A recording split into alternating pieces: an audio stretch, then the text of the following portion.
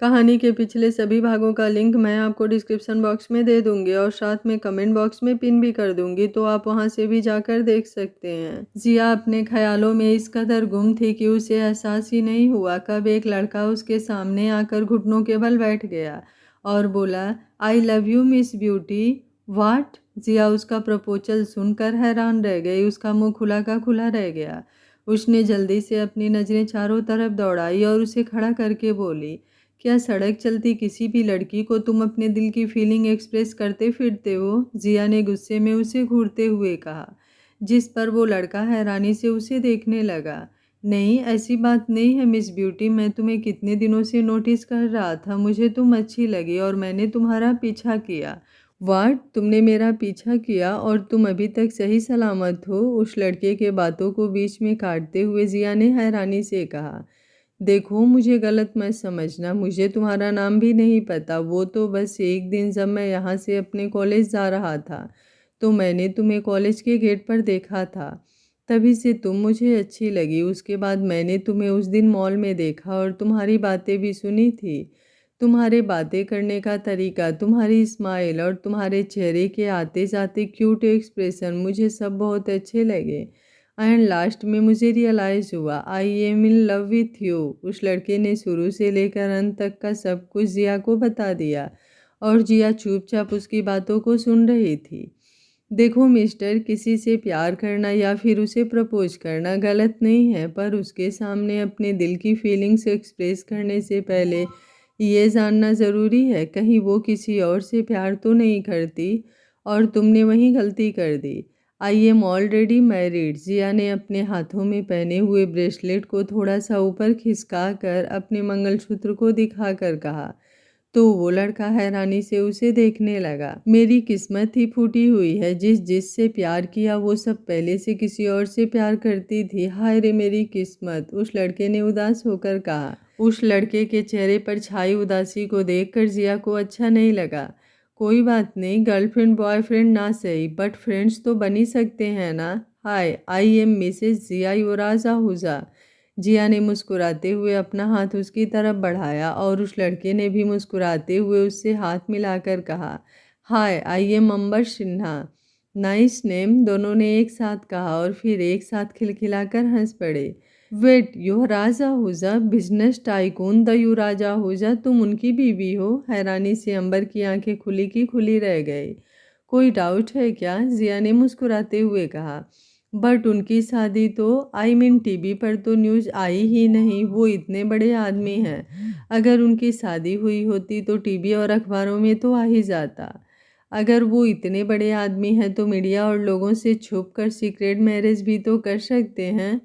हाँ, ये तो मैं भूल ही गया। वैसे डोंट वरी, आगे से मेरी तरफ से तुम्हें कोई प्रॉब्लम नहीं होगी। ये मत सोचना कि मैं तुमसे प्यार करता हूँ तो हाथ धोकर तुम्हारे पीछे पड़ जाऊँगा। मैं उस टाइप का लड़का नहीं हूँ। अंबर ने मुस्कुराते हुए कहा तो जिया ने भी मुस्कुराते हुए जवाब दिया, एंड यू डोंट वरी, अगर तुमने ऐसा सोचा भी तो उसके अगले दिन यमलोक में मिलोगे। मेरे एक्स्ट्रा पजेसिव हस्बैंड तुम्हें छोड़ेंगे भी नहीं। चलो कॉफ़ी पीते हैं। दोनों मुस्कुराते हुए पास के एक रेस्टोरेंट में चले गए। क्या कर रहे हो तुम? शुभ 3 दिन हो गए जिया पर अटैक हुए और अभी तक तुम्हें पता नहीं चला कि अटैक किसने करवाया था। युवराज गुस्से में अपने सामने खड़े शेरगिल और उसके आसपास खड़े गार्ड्स को डांट रहा था। युवराज रिलैक्स, हम पता करने की कोशिश कर रहे हैं। शेरगिल ने उसे समझाने की कोशिश की, पर युवराज का गुस्सा कम होने का नाम ही नहीं ले रहा था। पिछले आधे घंटे से वो सब पर चिल्लाए जा रहा था। रिलैक्स करूं? कैसे रिलैक्स करूं? अगर दोबारा उसने जिया पर अटैक करने की कोशिश की तो हमें पहले से तैयार रहना होगा। इन सब गार्ड्स को डिसमिस करो और नए गार्ड्स को काम पर लगाओ। मुझे कल तक उस अटैकर के बारे में सारी इन्फॉर्मेशन चाहिए। नाउ एवरीवन आउट, युवराज ने गुस्से में कहा और सारे गार्ड सर झुकाकर वहां से चले गए, पर शेरगिल वहीं खड़ा रहा। अब तुम्हें क्या है? युवराज ने उसकी तरफ देखकर गुस्से में कहा। तेरी यही आदत सबसे बेकार है। गुस्सा किसी पर भी आता है और उतरता सब पर है। तुझे एक इम्पोर्टेंट बात बतानी है, तभी यहाँ पर खड़ा हूँ। हाँ तो बोल, क्या बताना है? ऋषभ इंडिया वापस आ चुका है और वो इस वक्त जिया के कॉलेज के पास वाले रेस्टोरेंट में किसी मीटिंग के लिए आया हुआ है। क्या कहीं वो जिया के सामने आ गया तो? No no no no no, मेरी कार्ड निकालो। युवराज ने अपना फ़ोन निकाला और जिया को कॉल करते हुए तेज कदमों से बाहर निकल गया और उसके पीछे शेरगिल भी। हाँ बोलो, जिया ने दूसरी तरफ से कॉल रिसीव करके कहा। Where are you? युवराज ने जल्दबाजी में अपने कार ड्राइव करते हुए पूछा। मैं तो इस वक्त अपने कॉलेज के पास वाले रेस्टोरेंट में हूँ, अपने एक फ्रेंड के साथ कॉफ़ी पर आई हूँ, जिया ने नॉर्मली जवाब दिया और उसका जवाब सुनकर युवराज और भी ज़्यादा परेशान हो गया। तुम जल्दी वहाँ से निकलो, युवराज ने इतना ही कहा और कॉल कट कर दिया। हेलो हेलो, सुनो तो, ओफो, कुछ बताया भी नहीं और बोल रहे हैं यहाँ से निकलो। जिया ने अपने कटे हुए फ़ोन को देखकर मुंह फुलाकर कहा और मोबाइल को वापस से बैग में रख लिया। क्या हुआ, कोई प्रॉब्लम है? अंबर ने पूछा। नथिंग, बस मुझे घर निकलना होगा, कुछ अर्जेंट काम है, हम किसी और दिन मिलते हैं, बाय। जिया वहाँ से उठकर जाने लगी, पर कुछ कदम चलकर वो रुकी और वापस अंबर की तरफ मुड़कर बोली, वैसे मैंने तुम्हें कभी अपने कॉलेज में नहीं देखा, क्या तुम किसी और कॉलेज में पढ़ते हो? IANT यूनिवर्सिटी में पढ़ता हूँ, मैं कंप्यूटर साइंस डिपार्टमेंट का स्टूडेंट हूँ, अंबर ने मुस्कुराते हुए जवाब दिया। उसका जवाब सुनकर जिया बाय बोलकर मुस्कुराते हुए वहाँ से जाने लगी। तभी उसके कानों में एक आवाज़ पड़ी, जिसे सुनकर उसके कदम वहीं पर ठिठक गए। जल्दी करो, तुझे पता है ना, ऋषभ कपूर आए हुए हैं यहाँ पर लंच करने, उन्हें देरी बिल्कुल भी पसंद नहीं, उस रेस्टोरेंट में काम करने वाले एक वेटर ने कहा। उस वेटर की बात सुनकर जिया ने अपने नज़रें चारों तरफ घुमाकर देखा तो उसे ऋषभ कहीं नहीं दिखा। वो उन दोनों वेटर्स के पास गई और उससे पूछा तो उन्होंने जवाब दिया, ऋषभ प्राइवेट एरिया में बैठा हुआ है। इतना सुनते ही जिया के कदम खुद ब खुद उसकी तरफ बढ़ गए।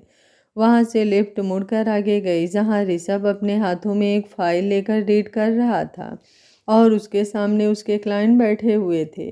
जिया ने ऋषभ को देखा तो उसके होठों पर हल्की सी मुस्कुराहट तैर गई। वो अपने दोनों हाथ फोल्ड करके एकटक ऋषभ को देखते हुए बोली, सही कहा था मिस्टर माफिया ने, गुस्से में उनसे भी 4 कदम आगे हैं, ना चेहरे पर कोई भाव है और ना ही आंखों में कोई इमोशन। आप दोनों को कोई साथ देख ले तो कोई बता ही नहीं सकता किस में ज़्यादा गुस्सा भरा है। जिया कब से उसे देख रही थी। ऋषभ को अपने ऊपर किसी की नज़रों का एहसास हो चुका था, पर वो चुपचाप अपने काम में लगा हुआ था। लेकिन जब उसे एहसास हुआ कोई ना जाने कितनी देर से उसे घूरे जा रहा है, तब उसने अपनी नज़रें उठाकर सामने देखा तो जिया उससे कुछ दूरी पर उसके सामने खड़ी होकर बस उसे ही देखे जा रही थी। ऋषभ अपनी जगह से उठा और गुस्से में उसके पास आकर उसका हाथ पकड़कर साइड में ले गया और उसे घूरते हुए बोला, हु आर यू, और मुझे ऐसे क्यों देख रही हो? वही जिसे मारने के पीछे आप और आपके सारे आदमी नहा धोकर पड़े हुए हो। जिया ने बेखौफ होकर उसकी आंखों में झांकते हुए जवाब दिया। You mean Mrs Ahuja? सब कुछ जानते हुए भी जिया ने अपने सामने खड़े देखकर ऋषभ थोड़ा सा हैरान हुआ, पर उसने अपने चेहरे पर कोई एक्सप्रेशन नहीं आने दिया। मिसेज आहूजा नहीं, मिसेज जिया युवराज आहूजा, जिया ने उसकी आंखों में झांकते हुए बेखौफ होकर फुल टसन में जवाब दिया और ऋषभ हैरानी से उसे देखता ही रह गया। तुम? ऋषभ उसकी तरफ उंगली पॉइंट करके कुछ बोलने को हुआ ही था कि तभी किसी ने उसकी कलाई को पकड़कर पीछे की तरफ मरोड़ दिया। ये गलती कभी मत करना आरके, मेरे होते हुए तू जिया को कोई नुकसान नहीं पहुंचा सकता। युवराज जिया के सामने खड़ा हो गया और ऋषभ की आंखों में आंखें डालकर गुस्से में बोला, oh mister Ahuja, after long time. Rishabh के होठों पर टेढ़ी मुस्कुराहट तैर गई। उसने एक बार युवराज को देखा और अपनी टेढ़ी गर्दन करके जिया को देखते हुए आगे बोला, जितना गुस्सा तुझ में भरा है उससे ज़्यादा हिम्मत तेरी बीवी में है, ये जानते हुए भी मैं उसे मारना चाहता हूँ। बिना डरे मेरी आंखों में आंखें डालकर बातें कर रही है। युवराज आगे कुछ बोलता उससे पहले ही जिया उन दोनों के बीच में बोली, मिस्टर माफिया प्लीज़ आप उनका हाथ छोड़ दीजिए ना, उन्हें दर्द हो रहा होगा। युवराज और ऋषभ के साथ साथ शेरगिल भी जिया को हैरानी से देखने लगा। जो उसे जान से मारना चाहता है, उसके लिए उसके दिल में इतनी फिक्र देखकर एक पल के लिए ऋषभ भी निशब्द हो गया। घर जाओ, युवराज ने ऋषभ को घूरते हुए गुस्से में जिया से कहा। मिस्टर माँ, जिया ने कुछ कहना चाहा पर युवराज फिर कड़क आवाज में बोला, आई सेड गो होम। सुन जिया ने फिर कुछ कहना चाहा, पर युवराज ने इस बार गुस्से में जिया को घूरते हुए तेज आवाज में कहा, मैंने कहा घर जाओ, तुम्हें सुनाई नहीं दे रहा? हर जगह हर बात में बीच में बोलना जरूरी नहीं होता जिया। अब कहा जाए चुप रहो, वहाँ चुप रहना भी चाहिए। Now shut up and go home. Yuvraj के गुस्से से चिल्लाने की वजह से जिया सहम गई। उसके साथ साथ वहाँ पर खड़े शेरगिल और ऋषभ के साथ बाकी सब भी युवराज के चिल्लाने की वजह से एक पल के लिए शांत हो गए। इस वक्त वहां पर इस तरह सन्नाटा छा गया मानो एक छोटी सी सुई भी गिरती तो उसकी आवाज़ सबके कानों तक पहुंच जाती। युवराज अभी भी अपनी लाल आंखों से गुस्से में जिया को घूर रहा था। उसकी बातें जिया को बहुत ज़्यादा तकलीफ दे गई और उसकी आंखों से आंसू बहने लगे।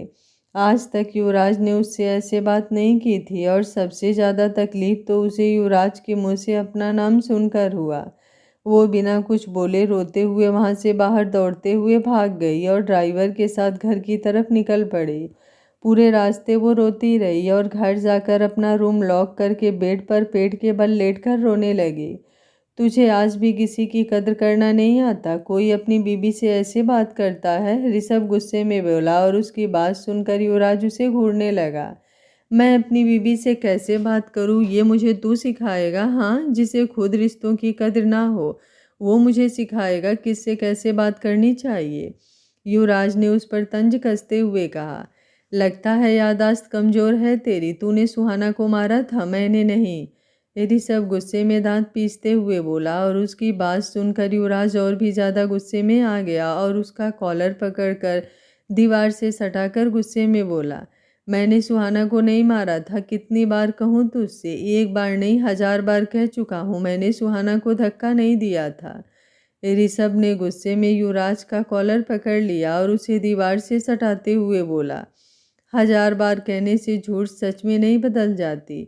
मैंने अपनी आंखों से देखा था, तू उस वक्त टेरेस पर था और सुहाना ने तेरी तरफ इशारा किया था। ओ गॉड, तुझे समझ नहीं आता? मैंने नहीं मारा उसे, युवराज ने गुस्से में कहकर एक जोरदार पंच उसके मुंह पर जड़ दिया। ऋषभ ने भी गुस्से में आकर युवराज के मुंह पर जैसे ही मुक्का मारना चाहा, शेरगिल ने उसके हाथ को पकड़ लिया। ये क्या कर रहे हो तुम दोनों? अगर भूल गए हो तो याद दिला दूं, जिसके लिए लड़ रहे हो मरने से पहले उसने वादा किया था कभी भी हम एक दूसरे से नहीं लड़ेंगे। उसकी ना सही कम से कम उसके वादे का तो लिहाज करो। शेरगिल गुस्से में दोनों को एक दूसरे से दूर करते हुए बोला और युवराज का हाथ पकड़कर बाहर ले जाने लगा। उनके बाहर आने के बाद ऋषभ ने अपने होठों के किनारे पर लगे हुए खून को अपने अंगूठे से साफ किया और आंखें बंद करके खुद से बोला, इसका अंजाम तुझे भुगतना पड़ेगा युवराज आहूजा। युवराज वहां से सीधे ऑफिस चला गया। रात को करीब 10 बजे वो घर वापस आया और सीधे जिया के रूम में उसे ढूंढने चला गया। वो जानता था सबके सामने जिया पर चिल्लाने की वजह से वो उससे बहुत ज़्यादा नाराज़ होगी, इसलिए वो सबसे पहले उसके कमरे में उसे मनाने गया, पर जिया अपने कमरे में नहीं थी। युवराज उसे सब जगह ढूंढने लगा पर जिया उसे कहीं नहीं दिखी। अब उसे डर लगने लगा कहीं गुस्से में जिया उसे छोड़कर ना चली जाए। युवराज उसे ढूंढते हुए हाल में आया पर उसे जिया कहीं नहीं दिखी। वो वापस छत पर जाने लगा, तभी उसके कानों में किसी के सिसकने की आवाज़ आई। उसने उस आवाज़ का पीछा किया और किचन की तरफ बढ़ गया। जब वो किचन में गया तो सामने का नज़ारा देखकर उसके दिल में हुक सी उठी। सामने जिया एक कोने में किचन प्लेटफॉर्म से टिक कर बैठी हुई थी और रोते हुए कपकेक खा रही थी। उसके सामने 2-3 खाली प्लेट्स के साथ बहुत सारे कपकेक्स के रैपर रखी हुई थी, जिससे साफ पता चल रहा था उसने बहुत ज़्यादा कपकेक खा लिए हैं। रोने की वजह से उसका पूरा चेहरा लाल हो चुका था और वो हिचकियाँ ले रही थी, पर फिर भी उल्टे हाथों से अपने आंसू साफ करते हुए गुस्से में केक खाए जा रही थी। युवराज उसके पास आया और उसके सामने घुटनों के बल बैठकर उसके हाथों से प्लेट छीनते हुए बोला, ज़्यादा खाओगी तो पेट में दर्द हो जाएगा।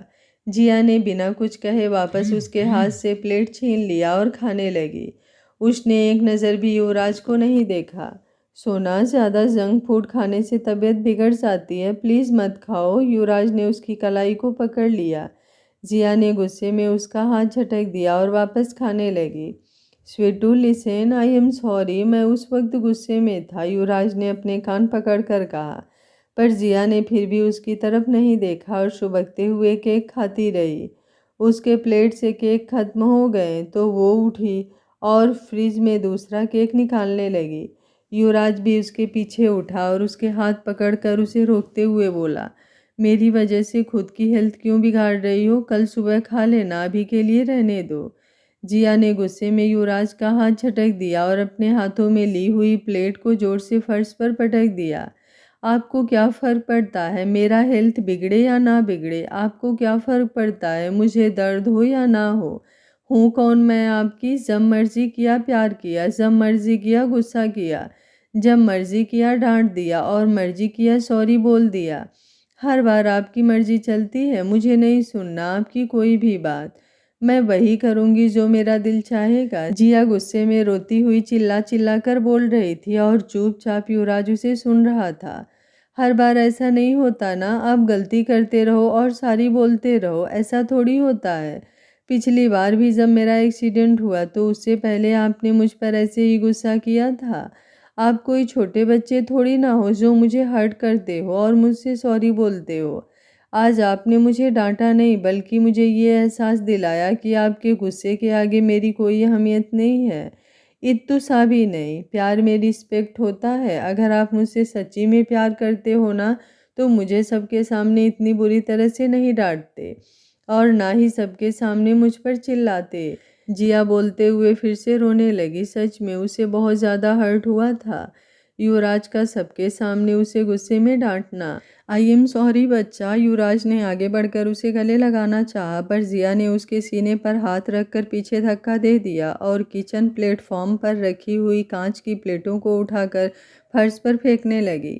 नहीं नहीं नहीं, आपके सॉरी बोलने से सब ठीक नहीं हो जाता, नहीं हो जाता सब ठीक। वो गुस्से में रोते हुए एक एक करके कांच के सारे बर्तनों को फर्श पर फेंकने लगी।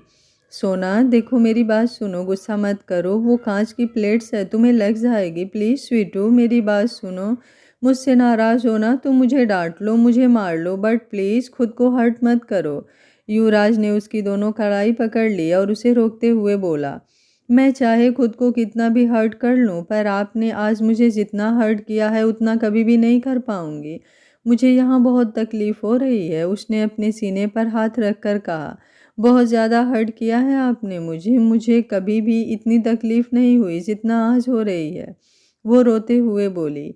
बेबी गर्ल, युवराज ने कुछ कहना चाहा पर जिया वहाँ से जाने लगी।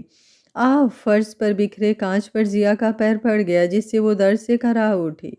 सोना, युवराज उसकी तरफ बढ़ा पर जिया ने तेज आवाज़ में चिल्लाकर कहा, कोई ज़रूरत नहीं है मेरे पास आने की। जिया के चिल्लाने और प्लेट्स टूटने की आवाज़ सुनकर जया जी अपने कमरे से बाहर आईं और किचन में आ गईं। किचन का नज़ारा देखकर वो हैरान रह गईं। किचन में हर जगह कांच के बर्तन टूटकर बिखरी हुई थी और जिया रो रही थी। जिया, क्या हुआ बच्चा? जया जी उसके पास आकर बोली। जिया ने जया जी को देखा और उनके गले लगकर रोने लगी। जया जी प्यार से इसके बालों को सहलाते हुए बोली, क्या हुआ बच्चा, इतना रो क्यों रही हो? कुछ नहीं बड्डी दादी, मुझे नींद आ रही है, क्या मैं आज आपके साथ सो जाऊं प्लीज़? जिया अपने आंसू साफ करके जया जी को देखते हुए बोली। जया जी ने प्यार से उसके गालों को छूकर कहा, इसमें पूछने वाली क्या बात है? ये पूरा घर तुम्हारा है, जहाँ चाहो वहाँ सो सकती हो, चलो मेरे साथ। उन्होंने एक बार युवराज को देखा जो खामोशी से जिया को देख रहा था। उन्होंने जिया का हाथ पकड़ा और किचन से बाहर आकर एक मेड को किचन साफ करने के लिए कहकर अपने कमरे में चली गई। युवराज अभी भी अपनी जगह पर खामोशी से खड़ा था। उसकी नज़रें फर्श पर थी जहां जिया के पैर में कांच चुभने की वजह से खून की बूंदें गिरी हुई थी। उसने आंखें बंद करके एक गहरी सांस ली और अपने पर्सनल जिम में चला गया। उसने अपना शर्ट निकालकर काउच पर फेंका और बिना पंचिंग ग्लव्स पहने पंचिंग बैग पर पंच मारने लगा। वो अपना सारा गुस्सा पंचिंग बैग पर निकाल रहा था। जया जी ने अपने हाथों से जिया के पैरों में पट्टी बांधी और उसे अपने बगल में सुलाकर धीरे धीरे उसके बालों को सहलाने लगी। जिया सुबकते हुए उन्हें कसकर पकड़कर सो गई। पर जया जी अभी भी सोच रही थी, आखिर जिया और युवराज के बीच में ऐसा भी क्या हुआ जिसकी वजह से जिया इतनी ज़्यादा रो रही थी और युवराज इतना ज़्यादा परेशान था। युवराज अभी भी गुस्से में पंचिंग बैग पर पंच किए जा रहा था। इस वक्त वो इस कदर गुस्से में था कि उसे एहसास ही नहीं हुआ उसके पीछे की उंगली छिल चुकी है और उनमें से खून निकल रहा है। वो तो जिया पर किए हुए गुस्से का बदला खुद को चोट पहुंचाकर निकाल रहा था। लगातार 2 घंटे से पंचिंग बैग पर पंच करते करते युवराज की उंगलियों के जख्म गहरे होते जा रहे थे। उसके पूरे बदन से पसीने की बूंदें टपक रही थी। उसने गुस्से में एक बार फिर जोरदार पंचिंग बैग पर मारना चाहा, पर किसी ने उसके हाथ को हवा में ही पकड़ लिया। उसने अपनी गर्दन टेढ़ी करके देखा तो जया जी उसके सामने खड़ी थी, जिनकी आंखों में ढेर सारा सवाल था। क्या चल रहा है तुम दोनों के बीच? जिया वहाँ इतना ज़्यादा रो रही है और तुम यहाँ खुद को तकलीफ दिए जा रहे हो। आखिर हुआ क्या है? कोई मुझे बताएगा? जया जी सख्ती से युवराज को देखते हुए पूछी। कुछ नहीं दादी, इट्स नॉट इम्पॉर्टेंट। रात काफ़ी हो चुकी है, आप जाइए सो जाइए। युवराज ने टॉवेल से अपना पसीना पोंछते हुए कहा और साइड में रखा पानी की बोतल उठाकर पानी पीने लगा। तुझे गुस्से में चिल्लाते हुए, लोगों पर रौब झाड़ते हुए और उन्हें डराते हुए तो बहुत बार देखा है, पर आज पहली बार कोई तुझ पर चिल्ला रहा था और तू खामोशी से खड़ा होकर उसकी सारी बातें सुन रहा था। ऐसा तो आज से पहले कभी नहीं हुआ। आखिर इतना कैसे बदल गया तू? कभी किसी के सामने ना झुकने वाला युवराज आहूजा आज एक लड़की के सामने अपनी नज़रें झुकाकर खड़ा था। जया जी उसके सामने आकर खड़ी हो गई और उसकी आंखों में झांकते हुए सवाल किया। युवराज ने एक गहरी सांस लिया और जया जी के गालों को छूकर प्यार से उन्हें समझाते हुए बोला, क्योंकि गलती मेरी थी दादी, इसलिए मैं चुप खड़ा था। आज रेस्टोरेंट में मैंने सबके सामने गुस्से में उसमें बहुत ज़्यादा चिल्ला दिया और बिना उसे बोलने का मौका दिए उसे डांट भी दिया था। इसलिए वो इतना ज़्यादा रो रही थी, इसके अलावा और कोई बात नहीं है। और क्यों डांटा तूने उसे? जया जी ने अगला सवाल किया तो युवराज ने अपनी आंखें बंद कर ली। उसने काउच पर पड़ा अपना शर्ट उठाया और बाहर जाते हुए बोला, वक्त आने पर बताऊंगा दादी। युवराज सुन। युवराज अभी दरवाजे तक पहुंचा था जब पीछे से जया जी ने उसे रुकने के लिए कहा और वो रुक गया।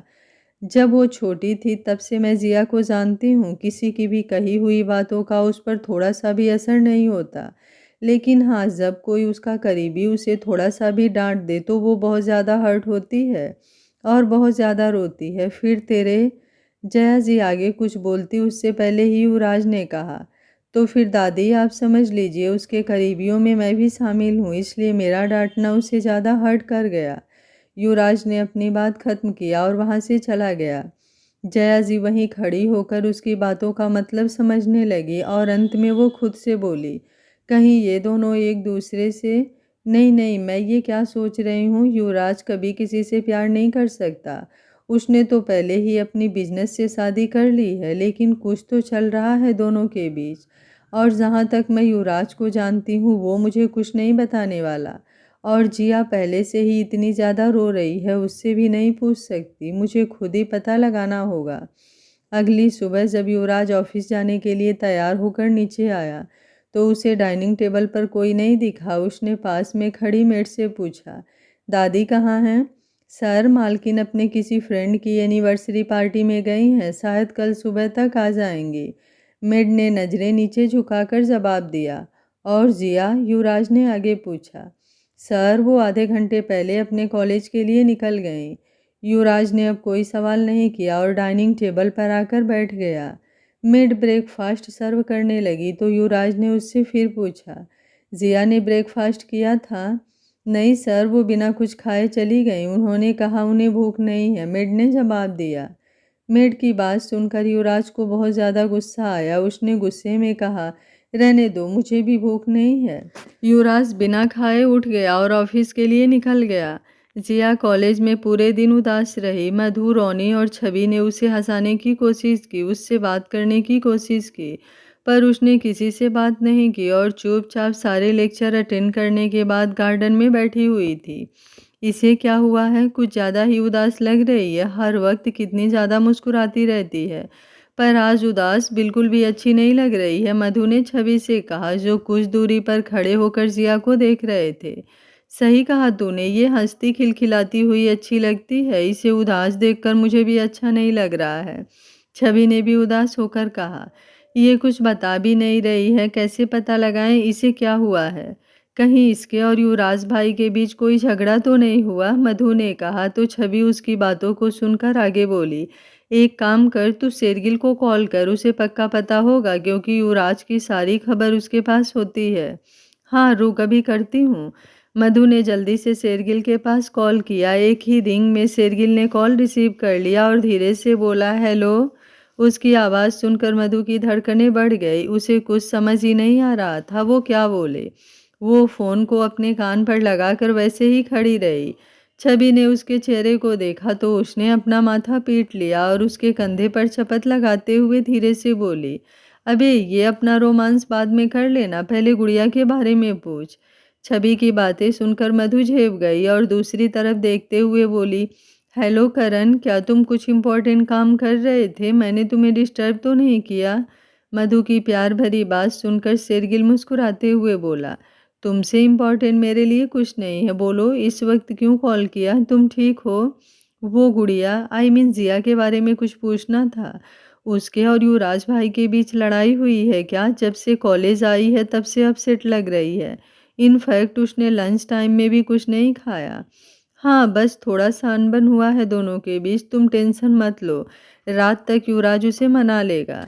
दूसरी तरफ से शेरगिल ने कहा, ओके मैं रखती हूँ, मधु ने कहा, पर उसने कॉल कट नहीं किया। आई लव यू टू, दूसरी तरफ से शेरगिल ने कहा, जिसे सुनकर मधु के चेहरे पर मुस्कुराहट तैर गई। वो मुस्कुराते हुए धीरे से बोली, मैंने तो कुछ कहा ही नहीं। हाँ, पर तुम्हारा दिल तो यही कहना चाहता था। शेरगिल की प्यार भरी बातें सुनकर मधु की मुस्कुराहट और भी ज़्यादा बढ़ गई। उसने मुस्कुराते हुए धीरे से कहा, I love you Karan, bye. Madhu ने जल्दी से कॉल कट कर दिया और वो अभी भी मुस्कुरा ही रही थी। तभी उसकी नज़र छवि पर पड़ी जो अपने दोनों हाथ कमर पर रखकर उसे गुस्से से घूर रही थी। ऐसा लग रहा था मानो वो उसे अभी कच्चा चबा जाएगी। तू मुझे ऐसे क्यों घूर रही है? मधु अनजान बनते हुए बोली।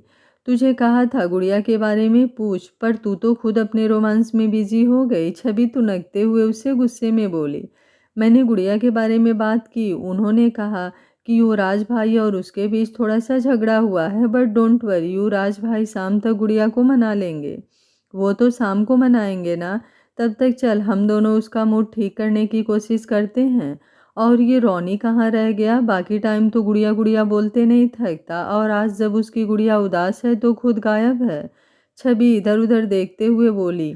तभी उसकी नज़र जिया पर पड़ी जिसके बगल में रोनी बैठा हुआ था और उससे बातें कर रहा था। दोनों को साथ में देखकर मधु और छवि के होठों पर मुस्कुराहट तैर गई। रोनी से बात करते हुए जिया हल्का सा मुस्कुरा रही थी, जिसे देखकर मधु ने कहा, कुछ भी बोल, अगर रोनी की कोई अपनी बहन होती तो सच में वो उसे पलकों पर बैठा कर रखता जितना ये गुड़िया से प्यार करता है और उसकी केयर करता है। कोई इन दोनों को देखकर बिल्कुल भी नहीं कह सकता कि ये दोनों सगे भाई बहन नहीं हैं। बिल्कुल सही कहा तूने। दोनों मुस्कुराते हुए उन दोनों के पास चले गए। शाम को युवराज जल्दी ऑफिस से घर आ गया। उसने पहले ही कॉल करके सारे नौकरों को छुट्टी दे दी थी। इस वक्त घर पर कोई नहीं था। जया जी अभी तक अपने दोस्त के यहाँ से वापस नहीं आई थी। युवराज सीधे अपने कमरे में गया और शावर लेकर ब्लैक लूज टी शर्ट और लोअर पहनकर अपनी बालकनी में स्मोकिंग करने लगा। उसने लगातार 4-5 सिगरेट स्मोक किए। उसके बाद वो वापस नीचे किचन में आ गया। उसने अपने हाथों से जिया के लिए उसका फेवरेट डिनर तैयार किया। लगभग 1 घंटे में उसने जिया के सारे फेवरेट डिशेस बना लिए थे। उसने सबको ट्रे में सर्व किया और उसे लेकर जिया के कमरे में चला गया। बेबी गर्ल, युवराज ने दरवाजे के बाहर से आवाज़ दिया। जिया ने अंदर से दरवाज़ा खोला और युवराज को देखकर बिना कुछ कहे वापस जाकर बेड पर लेट गई। युवराज अंदर आया और टी टेबल पर खाने की ट्रे को रख कर वापस जिया के पास आकर बोला, डिनर कर लो, मुझे भूख नहीं है। जिया ने बिना उसकी तरफ देखे कहा और आंखें बंद करके सो गई। आई नो, सुबह से तुमने कुछ नहीं खाया एंड तुम्हें भूख बिल्कुल भी बर्दाश्त नहीं होती। प्लीज़ थोड़ा सा खा लो, फिर जितना चाहे उतना मुझ पर गुस्सा कर लेना। युवराज ने उसका कंधा हिलाते हुए कहा ना, भूख नहीं है मतलब नहीं है, नहीं खाना मुझे। आपको एक बार में समझ नहीं आता? जिया ने गुस्से में उसका हाथ झटक दिया। युवराज ने कुछ नहीं कहा। उसने गहरी सांस ली और चुपचाप बालकनी में चला गया। जब काफ़ी देर तक युवराज की कोई भी आवाज़ नहीं आई तो जिया ने अपना सर उठाकर कमरे में चारों तरफ देखा तो युवराज कहीं नहीं था, पर जैसे ही उसकी नज़र बालकनी में पड़ी उसकी आंखें हैरानी से फैल गईं। वो जल्दी बेड से नीचे उतरकर बालकनी में युवराज के पास गई, जहां युवराज अपने दोनों कान पकड़कर घुटनों के बल बैठा हुआ था। ये आप क्या कर रहे हो? जाओ अपने कमरे में, जिया ने युवराज का कंधा हिलाते हुए उसे उठने के लिए कहा, पर युवराज वहां से हिला तक नहीं। क्यों जिद कर रहे हो? जाओ ना अपने रूम में, बाहर ठंड है, आपको ठंड लग जाएगी।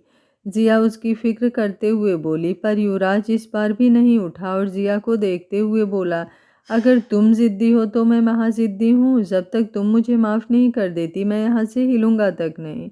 देखो प्लीज़ आप यहाँ से जाओ, आपको ठंड लग जाएगी। उससे तुम्हें क्या? तुम्हें तो कोई फ़र्क नहीं पड़ता, तुम्हें बस मुझ पर गुस्सा करना है, चिल्लाना है। तो चिल्लाओ, गुस्सा करो, जैसे कल रात कर रही थी। मैं कुछ नहीं कहूँगा, पर जब तक तुम मुझे माफ़ नहीं करती मैं यहाँ से हिलूंगा भी नहीं। युवराज अभी भी अपनी जिद पर अड़ा हुआ था। वो चाहता तो जिया को ज़बरदस्ती खाना खिला सकता था या फिर उसे डांट कर मना सकता था, पर उसे जिया को प्यार से मनाना ही सही लगा, क्योंकि वो जितना जिया पर गुस्सा करता जिया उससे उतना ही दूर चली जाती। जिया ने हार मानकर उसके सामने घुटनों के बल बैठ गई और उसकी आंखों में झांकते हुए बोली, शुरुआत आपने की थी, पहले आपने मुझ पर गुस्सा किया। मुझे बिल्कुल भी नहीं पसंद कि जिनसे मैं प्यार करूं वो मुझ पर गुस्सा करे या फिर मुझ पर चिल्लाएं, और मैं तो आपसे दुनिया में सबसे ज़्यादा प्यार करती हूं। इसलिए जब सबके सामने आप मुझ पर चिल्लाएं तो मैं बहुत ज़्यादा हर्ट हो गई। इनफैक्ट मैं अभी भी हर्ट हूँ, क्योंकि मेरे खड़ूस हस्बैंड ने मुझ पर गुस्सा किया, जिनसे मैं बहुत बहुत बहुत ज़्यादा प्यार करती हूँ। ये सब बोलते हुए जिया की आंखों में आंसू आ गए। आई एम सॉरी सोना, आई प्रॉमिस आगे से मैं कभी भी तुम पर नहीं चिल्लाऊंगा। युवराज ने प्यार से उसके आंसू साफ करते हुए कहा, you know what mister mafia, आप बहुत बुरे हो, बहुत ज़्यादा। जानता हूँ, युवराज ने हल्का सा मुस्कुराते हुए उसके गालों को छूकर कहा। बुरे भी हो, जिया ने मासूमियत से आगे कहा, ये भी जानता हूँ। एक नंबर के खड़ूस और अकड़ू हो आप, ये भी जानता हूँ। आप पत्थर दिल भी हो, ये भी पता है मुझे। युवराज ने मुस्कुराते हुए अपने दोनों हाथों से उसके चेहरे को थाम लिया। एंड यू नो व्हाट, गुस्से की दुकान हो आप, बट फिर भी मेरी जान हो आप। जिया आंखों में आंसू लिए हल्का सा मुस्कुराते हुए बोली, जिस पर युवराज ने मुस्कुराते हुए उसे अपने गले से लगा लिया। ये नहीं जानता था, युवराज ने उसे अपनी बाहों में कसते हुए कहा, मुझे भूख लगी है। थोड़ी देर बाद जिया उसकी बाहों के घेरे से आज़ाद होने के लिए कसमसाते हुए बोली। युवराज उससे अलग हुआ और प्यार से उसके माथे पर किस करके उसे अपनी बाहों में उठा लिया। उसने उसे लाकर सोफे पर बैठाया और खाने का एक निवाला लेकर जैसे उसकी तरफ बढ़ाया। जिया ने उसके हाथों को थाम लिया और उसकी उंगलियों पर लगे बैंडेज को देखते हुए बोली, ये चोट कब लगी आपको? बस हल्की सी खरोच है, जल्दी ठीक हो जाएगी, तुम खाना खाओ, युवराज ने मुस्कुराते हुए कहा। आपने मेरी वजह से खुद को हर्ट किया ना? जिया के आंखों में एक बार फिर आंसू आ गए। ओफो यार, मुझे समझ नहीं आता तुम्हारी आंखें हैं या पानी का नल, जब देखो तब बहते रहते हैं। कहा ना बस हल्की सी खरोच है, जल्दी से ठीक हो जाएगी। युवराज ने मुस्कुराते हुए उसे प्यार से डांट लगाई और अपने हाथों से एक निवाला उसके मुंह में खिलाया। जिया ने भी अपने हाथों से युवराज को खिलाया। दोनों ने एक दूसरे को खाना खिलाया। फिर युवराज उसे अपनी बाहों में लेकर बेड पर लेट गया। मिस्टर खोड़ूस, एक बात पूछूं? जिया सरक कर युवराज के बिल्कुल करीब आ गई और उसकी आंखों में झांकते हुए बोली, पूछो। आपने किस कॉलेज से ग्रेजुएशन किया है? तुम ये क्यों पूछ रही हो? क्या चल रहा है तुम्हारे खुरापाती दिमाग में? ओफो मिस्टर माफिया, अभी आपने मुझे इतने मुश्किल से मनाया, फिर से मुझे नाराज करने का इरादा है क्या? चुपचाप बताओ ना, कहाँ से ग्रेजुएशन कंप्लीट किया था आपने? युवराज ने उसके कमर पर हाथ रखकर अपने ऊपर ले लिया, प्यार से उसके बालों को सहलाते हुए अपने कॉलेज का नाम बता दिया। एक और क्वेश्चन पूछूं? जिया ने अपना सर ऊपर उठाकर उसकी आंखों में झांकते हुए कहा, जिस पर युवराज ने उसे आंखें दिखाकर चुप करा दिया। No more question baby girl, रात हो चुकी है, सो जाओ।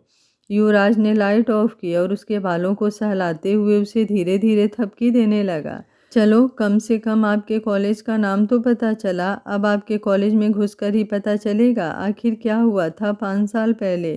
आखिर क्या है सुहाना की सुसाइड का राज। आई नो आपको पता चलेगा कि मैं आपके पीठ के पीछे ये सब कर रही हूँ तो आप मुझसे नाराज़ होंगे, बट आपको सुहाना के सुसाइड के गिल्ट से बाहर निकालने का और आपकी और ऋषभ की दोस्ती वापस करवाने के लिए मैं ये सब ज़रूर करूँगी।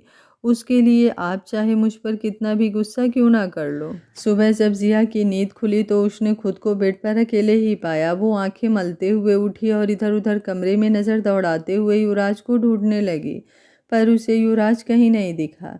ये इतनी सुबह सुबह कहाँ चले गए? कहीं ऑफिस तो नहीं गए? नहीं नहीं, अभी तो 6 बज रहा है। वो इतनी सुबह ऑफिस थोड़ी ना जाते हैं।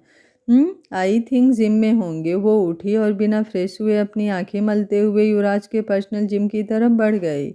उसने जैसे ही जिम का दरवाज़ा खोला, सामने युवराज को देखकर उसकी आंखें फटी की फटी रह गईं। सामने युवराज शर्टलेस था और पुशअप कर रहा था, जिससे उसकी पूरी बॉडी पसीने से भीगी हुई थी और कुछ पसीने की बूंदें उसके माथे से टपक कर फर्श पर गिर रही थीं। युवराज का वो हॉट अटायर देखकर जिया का दिल मेढक की तरह उछलने लगा। उसने अपने दिल पर हाथ रखा और अपने बड़ी बड़ी आंखों से युवराज को स्कैन करते हुए खुद से बोली, मेरे खड़ूस हस्बैंड तो कुछ ज़्यादा ही हॉट हैं, है ना? जैसे वो अपने दिल से बात कर रही हो। और उसका दिल भी उसकी बात को समझते हुए और भी तेज़ी से धक धक करके उसकी हाँ में हाँ मिलाने लगा। फिर अगले ही पल कुछ सोचकर दूसरी तरफ घूमकर बोली, धत तेरी की, ये मैं क्या सोच रही हूँ जिया, तू ना बिगड़ती जा रही है, बदमाश कहेंगी, शांत हो जा। उसने प्यार से अपनी तेजी से धड़कते दिल को डपटते हुए कहा। उसने जल्दी से अपनी आंखों पर हाथ रखा और दूसरी तरफ घूमकर तेज आवाज में बोली, ये क्या है मिस्टर खड़ूस, आप शर्ट पहनकर एक्सरसाइज नहीं कर सकते हो क्या? आपको पता है ना इस घर में एक छोटी सी क्यूट सी प्यारी सी लड़की भी रहती है। आपको बिल्कुल भी शर्म नहीं आती ऐसे बिना शर्ट के एक्सरसाइज करते हुए? सेमलेस पर्सन, जल्दी से अपना शर्ट पहनो। जब युवराज के कानों में जिया की आवाज़ पड़ी तो उसने अपना सर उठा करके जिया को देखा, जो अपनी आंखों पर हाथ रखकर दूसरी तरफ घूमी हुई थी। उसे वैसे देखकर युवराज के होठों पर तिरछी मुस्कुराहट तैर गई। वो उठा और टॉवेल से अपना पसीना पोंछते हुए बोला, मुझे तो पता ही नहीं था इस घर में कोई छोटी बच्ची भी रहती है। मुझे तो लगा था इस घर में मेरी एक्स्ट्रा मैच्योर वाइफ रहती है, जो बात बात पर बोलती है। बच्ची नहीं हूँ मैं। देखो आप सुबह सुबह मुझे परेशान मत करो, मुझे आपसे कुछ बात करनी है। प्लीज़ अपने शर्ट पहन लो ना, वो बच्चों की तरह कुनमुनाते हुए बोली। उसका क्यूटनेस से भरा बिहेवियर देखकर युवराज को उस पर हंसी और बहुत सारा प्यार आ रहा था, पर उसने अपनी हंसी कंट्रोल करते हुए सीरियस आवाज़ में कहा, तुम्हें बात मुझसे करनी है या मेरे शर्ट से? तुम ऐसे भी मुझसे बात कर सकती हो। चलो इधर घूमो और बोलो क्या बात करनी है। देखो आप समझो ना, मैं आपसे ऐसे नहीं देख सकती। प्लीज़ आप शर्ट पहन लो ना, क्यों मुझे परेशान कर रहे हो? जिया मासूमियत से बोली। उसने अभी भी अपनी आंखों पर हाथ रखा हुआ था। हाँ, मैं नहीं पहन रहा शर्ट। पहले बताओ तुम मुझे ऐसे क्यों नहीं देख सकती? फिर मैं शर्ट ज़रूर पहन लूँगा। युवराज ने अपना शर्ट सोफे से उठाकर पहनते हुए पूछा। वो आपको बिना शर्ट के देखकर मेरा दिल मेढक की तरफ फुदक रहा है, सांसें भी तेज हो रही है। और जिया ने अपनी आधी बात कही और आधी बात को अपने मुंह के अंदर ही रख लिया। युवराज पीछे से चलते हुए उसके बिल्कुल पास आ गया और उसके कान में धीरे से बोला, और क्या सोना? और मुझे शर्म आ रही है, प्लीज़ अब तो शर्ट पहन लो ना। जिया बिल्कुल धीरे से बोली, जैसे उसने जो कहा उसे वो नहीं कहना चाहिए था। उसकी क्यूटनेस से भरी बातों को सुनकर युवराज को उस पर बड़ा ही प्यार आ रहा था। वो आगे बढ़ा और पीछे से उसे अपनी बाहों में कसते हुए धीरे से बोला, माई साई लिटिल बेबी गर्ल, पहन लिया मैंने शर्ट, बोलो क्या बोलना है। अब जाकर जिया ने अपनी आंखों से हाथ हटाया और युवराज की तरफ मुड़कर उसे घूरते हुए बोली, आई हेट यू, बहुत बुरे हो आप, हर वक्त मुझे परेशान करते हो। जानता हूँ। इतना बोलकर युवराज ने उसके नाक को खींच लिया। आउच, ये क्या करते रहते हो मिस्टर खड़ूस? जिया ने अपने नाक को सहलाते हुए युवराज को खुन्नस भरी नज़रों से घूरते हुए कहा। युवराज उसके क्यूट से चेहरे के एक्सप्रेशन को देखकर मुस्कुराते हुए बोला, जो बोलने आई थी बोलोगी या मैं फिर से बाइट करूं? नहीं नहीं, बताती हूँ। वो जिस दिन हम दोनों की लड़ाई हुई थी ना, उससे लगभग 1 घंटे पहले जब मैं अपने कॉलेज के गार्डन में बेंच पर बैठी हुई थी तो एक लड़के ने आकर मुझे प्रपोज किया। जिया एक एक करके सब कुछ युवराज को बताने लगी। वो अपने और युवराज के इस खूबसूरत से रिश्ते में कोई भी झूठ नहीं बोलना चाहती थी और ना ही कभी किसी तीसरे को आने देना चाहती थी। इसलिए वो युवराज को ये बात बता रही थी। युवराज चुपचाप उसके चेहरे को देखते हुए उसकी बात को सुन रहा था और सोच रहा था, सच में उसकी बीवी कितनी मासूम है। वो दुनिया की पहली ऐसी बीवी है जो अपने हस्बैंड को बता रही थी कि उसे किसी लड़के ने प्रपोज किया, और ये जानते हुए भी कि उसका हस्बैंड उसके लिए कितना पॉजिटिव है। जानता हूँ, युवराज ने बिना किसी एक्सप्रेशन के कहा, और उसकी बातों को सुनकर जिया हैरानी से उसे देखने लगी। क्या मतलब आपको पहले से पता है अंबर ने मुझे प्रपोज किया? युवराज ने इतना ही कहा और उसे छोड़कर स्विमिंग पूल की तरफ बढ़ गया। युवराज के जिम से ही उसका स्विमिंग पूल अटैच था। वो स्विमिंग पूल के पास आया तभी पीछे उसका फ़ोन बजने लगा जो सोफे पर रखा हुआ था। जिया वहीं खड़ी थी तो उसने उसके फ़ोन को उठाकर रिसीव किया और जैसे ही अपने कान पर लगाया, दूसरे तरफ से आ रही आवाज़ को सुनकर हैरान रह गई। अचानक उसके बदले हुए एक्सप्रेशन को देखकर युवराज वापस उसके पास आया और उसे हाथ से फ़ोन लेकर जैसे ही नंबर देखा उसने अपना माथा पीट लिया। ओह शिट, जहाँ तुम्हें नहीं होना चाहिए तुम वहीं क्यों होती हो यार, और ऊपर से जो तुम्हें नहीं सुनना चाहिए होता है तुम वही सुनती हो। युवराज धीरे से बोला, पर उसकी आवाज़ सिर्फ उसने सुनी थी। जिया तो अभी भी हैरानी से युवराज का मुँह देख रही थी। अभी दूसरी तरफ से क्या कहा उस आदमी ने? आपने अंबर को kidnap? Are you serious mister mafia? मैंने कितनी बार आपसे कहा है मुझसे जुड़े हुए लोगों को कभी कुछ नहीं होना चाहिए। और जब आपको पता है अंबर ने मुझे प्रपोज किया था तो आपको ये भी पता होगा ना, मैंने उससे फ्रेंडशिप कर लिया। आई नो आप मुझसे बहुत प्यार करते हो, मुझे लेकर बहुत ज़्यादा प्रोटेक्टिव हो और पॉजेसिव भी, बट इसका मतलब ये तो नहीं है ना मेरे आसपास आने वाले हर लड़के को आप ऐसे ही मारोगे और धमकाओगे। ये तो गलत है ना मिस्टर माफिया। अभी के अभी अपने आदमियों को बोलो वो अंबर को सही सलामत उसके घर छोड़ कर आए, वरना मुझसे बुरा कोई नहीं होगा। जिया गुस्से में युवराज पर बिफर पड़ी और वो बेचारा चुपचाप उसे सुन रहा था। उसने गहरी सांस ली और दोबारा अपने आदमी को कॉल किया, पर वो कुछ बोलता उससे पहले ही जिया ने उसके हाथ से फ़ोन छीन लिया और खुद कहा, अभी के अभी जिस लड़के को तुम सबने किडनैप किया है उसे वापस सही सलामत उसके घर छोड़ कर आओ। अगर उसे एक खरोच भी आई ना तो तुम्हारे बॉस को तो वैसे भी मैं नहीं छोड़ने वाली और तुम लोगों को भी नहीं छोड़ूंगी, समझे?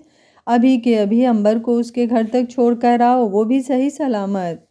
फ़ोन के दूसरी तरफ जहां युवराज के आदमी जिया की बातें सुन रहे थे, वो सब उसकी बातें सुनकर शक पका गए। उन्हें समझ नहीं आया वो करे तो क्या करें। एक तरफ उनके बॉस ने कहा था अंबर को उठाने के लिए और दूसरी तरफ बॉस की वाइफ बोल रही थी उसे सही सलामत घर छोड़कर आने के लिए। बेचारे कोई भी कुछ बोलने की हालत में ही नहीं था और सब शांति से बस जिया की बातें सुन रहे थे। सुनाई दिया या नहीं तुम लोगों को? जिया ने फिर से गुस्से में चिल्लाकर कहा तो दूसरी तरफ से युवराज के आदमी ने कहा, हाँ हाँ हाँ मैम, हम उन्हें छोड़कर आते हैं। युवराज ने उसके हाथ से फ़ोन लिया और खुद अपने आदमियों को ऑर्डर दिया, छोड़ दो उसे। फ़ोन करते ही उसने जिया की तरफ देखा। जिया ने गुस्से वाला लुक युवराज को दिया और बिना कुछ बोले वहाँ से जाने लगी, पर युवराज ने पीछे से उसकी कलाई पकड़ लिया और उसे अपने पास खींच लिया। उसने अपने मजबूत बाहों की पकड़ उसके कमर के आसपास बनाया और उसकी आंखों में झांकते हुए बोला, बहुत प्यार करता हूँ तुमसे, मुझे बिल्कुल भी गंवारा नहीं मेरे अलावा कोई भी तुम्हारे आसपास आए। जब इतना प्यार करते हो तो भरोसा भी रखो, आपकी बेबी गर्ल ने आपके अलावा किसी को भी अपने करीब आने की इजाज़त नहीं दी है। मेरे करीब आने का या फिर मुझसे ढेर सारा प्यार करने का हक सिर्फ और सिर्फ मैंने मेरे खड़ूस हस्बैंड को दिया है। जिया ने भी अपनी मजबूत बाहों की पकड़ युवराज के आसपास बनाते हुए प्यार से उसकी आंखों में झांकते हुए कहा, बट फिर भी जब उसने तुम्हें प्रपोज किया तो मुझसे बर्दाश्त नहीं हुआ। युवराज ने उसके सर से अपना सर जोड़कर धीरे से कहा। जिया ने युवराज के चेहरे को अपने हाथों में थाम कर उसके माथे पर किस किया और बोली, अंबर ऐसा पहला नहीं है जिसने मुझे प्रपोज किया और ना ही वो आखिरी है। फ्यूचर में और भी लड़के मुझे प्रपोज करेंगे तो क्या आप सबको ऐसे ही किडनैप करवाते फिरेंगे और उन्हें हॉस्पिटल में एडमिट करवाते फिरेंगे? जिया के सवाल पर युवराज ने हाँ में सिर हिला दिया। जिस पर जिया उसे गुस्से में घूरते हुए उसके कंधे पर नकली घुसा मारते हुए मुंह बनाकर बोली, यू हार्टलेस इंसान। युवराज ने उसके आड़े तिरछे फेशियल एक्सप्रेशन को देखकर मुस्कुराते हुए उसे अपनी बाहों में कस लिया और उसके कान में कहा, जैसा भी हूँ सिर्फ और सिर्फ तुम्हारा हूँ। जिया अपने कॉलेज के असाइनमेंट कंप्लीट कर रही थी। वो इस वक्त लाइब्रेरी में बैठी पूरी तरह से अपनी पढ़ाई में मशगूल थी। तभी उसके मोबाइल पर किसी का कॉल आया। हेलो, जिया ने फ़ोन को अपने कान पर लगाकर कहा, पर उसका ध्यान अभी भी किताबों में ही था। हाय, पहचाना? इट्स मी अंबर। दूसरी तरफ से किसी लड़के की आवाज़ आई, जिसे सुनकर जिया ने जल्दी से अपना किताब बंद कर दिया। अंबर, आर यू ओके? तुम ठीक तो हो ना? और तुम्हें मेरा नंबर कहाँ से मिला? जिया हैरान भी थी और परेशान भी। सॉरी, वो मैंने हैक कर लिया, अंबर थोड़ा हिचकिचाते हुए बोला। जिस पर जिया ने उसे गुस्से में कहा, आर यू सीरियस अंबर? ये क्या? अभी जिया ने इतना ही कहा था, तभी उसे कुछ याद आया और उसने जल्दी से बात बदलते हुए कहा, अंबर क्या तुम मुझे अभी मिल सकते हो? इट्स अर्जेंट, प्लीज़ प्लीज़ ना मत बोलना। ओके, मैं तुम्हारे कॉलेज के पास वाले रेस्टोरेंट में आता हूँ, दूसरी तरफ से अंबर ने कहा। जिस पर जिया उसे मना करते हुए बोली, नहीं नहीं अंबर, तुम वहाँ नहीं आओ, मैं तुम्हें लोकेशन सेंड करती हूँ, तुम वहाँ आ जाओ। ओके कहकर अंबर ने कॉल कट कर दिया और जिया ने कुछ सोचते हुए उसे लोकेशन सेंड कर दिया।